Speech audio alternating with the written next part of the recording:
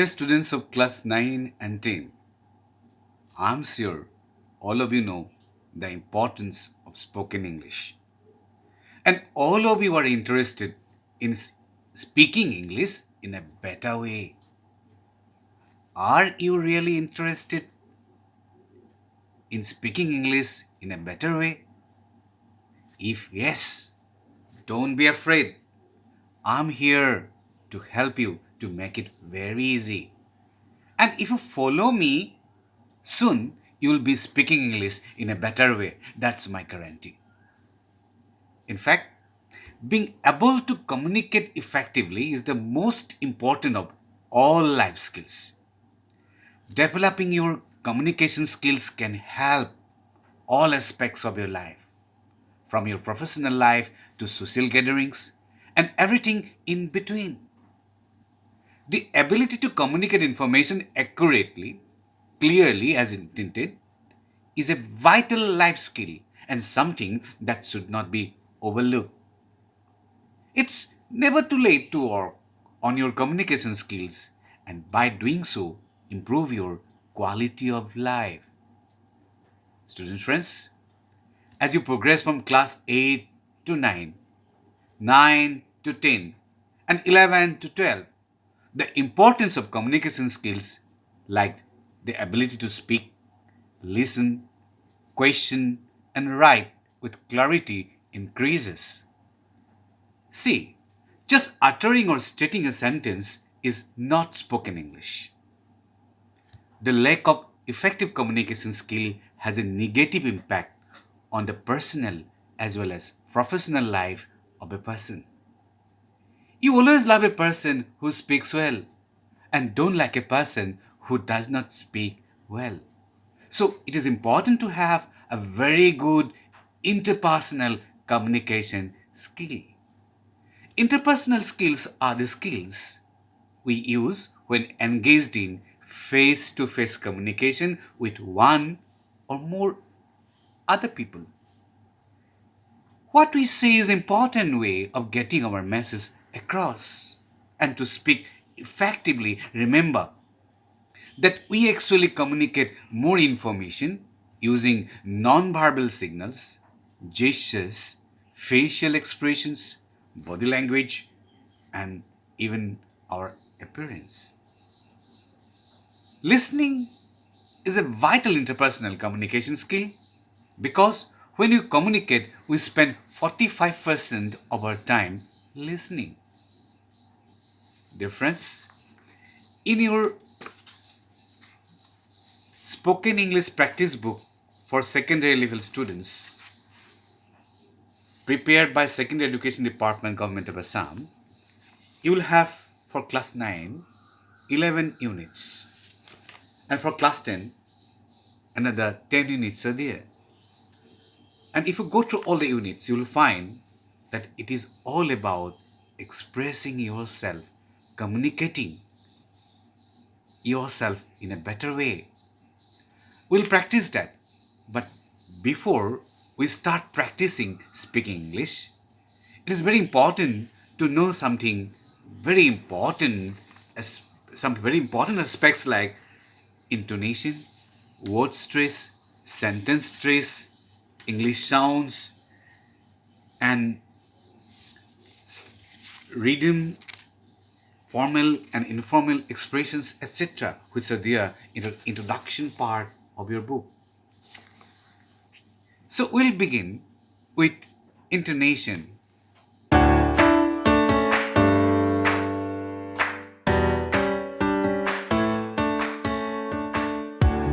Dear students, before you start practicing spoken English, you must acquire some skills of it.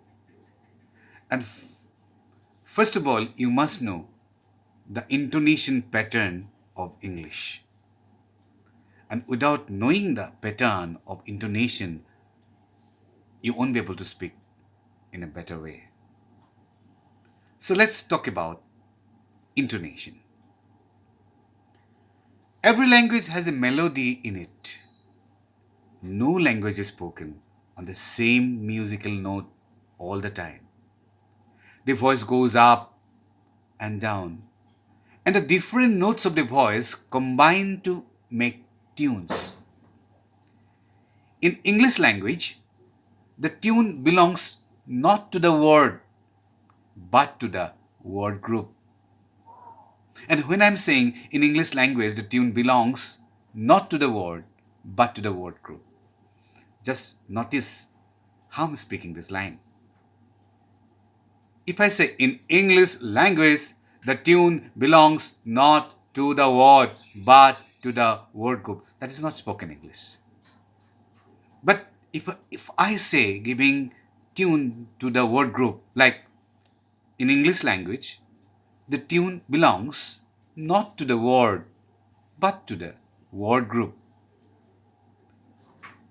If you say English word no with different tunes, it is still the same word, but nevertheless, the tune plays an important part in English. We can say a word group definitely, or we can say it hesitantly, we can say it angrily or kindly. We can say it with interest or without interest. And these differences are largely made by the tunes we use. The words do not change their meaning, but the tune we use adds something to the words. And what it adds is the speaker's feelings at that moment. This way of using tunes is called intonation.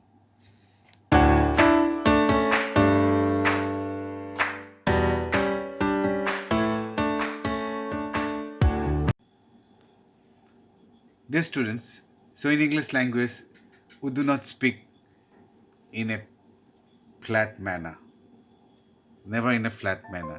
The voice goes up, the voice goes down, and to speak English in a better way, you just have to know or remember that we speak in the four basic tunes of English, and we can speak in four different ways. The first one is very simple, the falling tune, the glide down. And the second one is the first rising tune, the glide up. The third one is the second rising tune, the take off.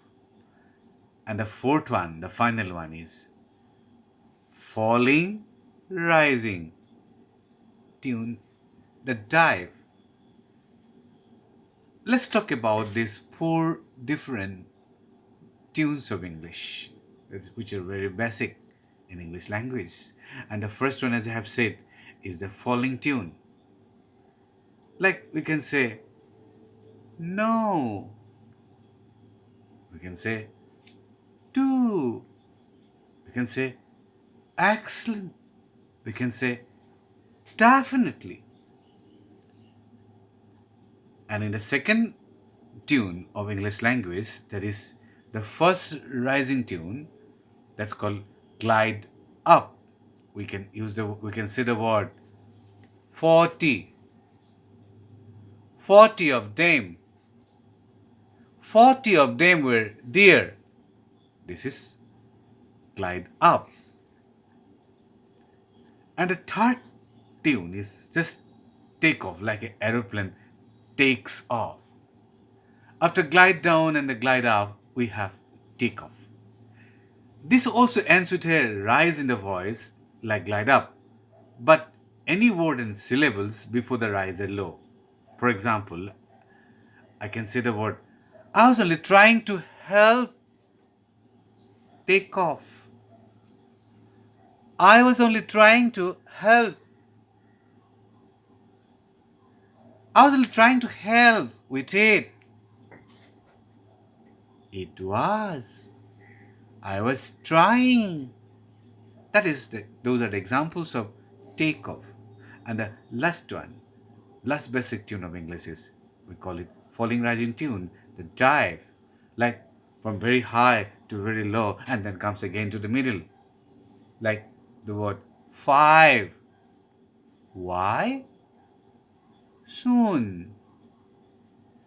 20, 70. So you see here, high to low, then to the middle. The type. 5. Why? Soon. 20, 70, 70 of them. These are the basic tunes. And if you just, I'm just telling you that if you simply know these four basic tunes, and in the next lessons that we will be trying to really practice spoken English, it will be very helpful for you to understand and to practice spoken English. Thank you.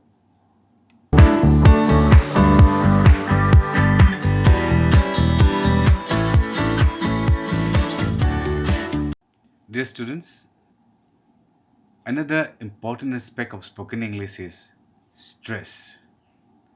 This is saying a syllable or a part of a word more strongly and can be at word level. Record is a noun, for example, of an athletics world record, perhaps, whilst record is what you do to a song when you copy it onto a CD. So the first one, noun, we're giving stress to record. And for the verb, we're giving stress to the chord, record. In any sentence, some words carry a stress.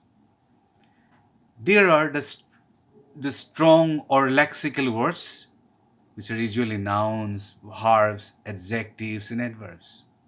So usually noun, verbs, adjective, and adverbs, when you produce these sounds, give it stress. The remaining words are grammatical words and are unstressed or weak, like conjunctions, pronouns, prepositions, auxiliaries, articles. So, dear friends, please remember when you produce the articles, conjunction, pronouns, never stress, they are weak. But when you produce noun, verbs, adjectives, adverbs, use stress. The rhythm produced by this combination of stress and unstressed syllables is a major characteristic of spoken English. For example, it is the worst thing that you could do.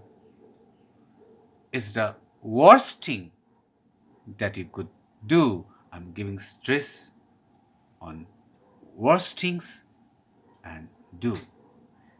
It's the worst thing that you could do. So, friends, stress is also important at sentence level, where the meaning can be changed depending on which whole word you stress. For example, she called me yesterday has no meaning. But if I say, she called me yesterday, she called me, not you. She called me yesterday, that means she called me. She didn't come to my house. She called me yesterday. But if I again give stress on the word me, she called me yesterday. That means she called me, not you. Again, if I say she called me yesterday, it means she called me yesterday, not today, not day before yesterday, not last Sunday, not last Monday. So, stress is also important at sentence level where the meaning can be changed.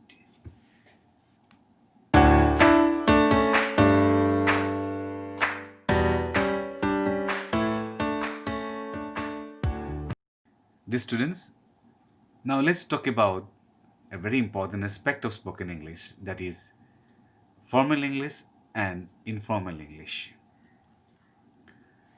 Formal English is more common when we write. Informal English or informal language is more common when we speak. However, there are times where writing can be very informal. For example, when writing postcards or letters to friends, emails, or text messages. There are also examples where spoken English can be very formal. For example, in a speech or a lecture. Most uses of English are neutral. That is, they are neither formal nor informal. Formal language and informal language are associated with particular choices of grammar and vocabulary. Contractions, relative clauses without a relative pronoun, and ellipses are more common in informal language. For example, she has decided to accept the job is formal. She has decided to accept the job as informal because she has. Here, it is an example of contraction. The girl whom I met in Delhi was interested in working in China. That's formal. But if I say the girl I met in Delhi was interested in working in China, is informal because relative clause without the relative pronoun whom here it has been used. In formal language, we use the relative pronoun whom. The girl whom I met in Delhi was interested in working in China. But in informal language, we are not using the relative pronoun whom. We are simply saying the girl I met in Delhi was interested in working in China. Thank you. Dear students, thank you for watching. In our next lesson, we will have practice session on spoken English. For any help, you may mail me sanjeevgoswamiassam@gmail.com or WhatsApp me 98546897994. Thank you.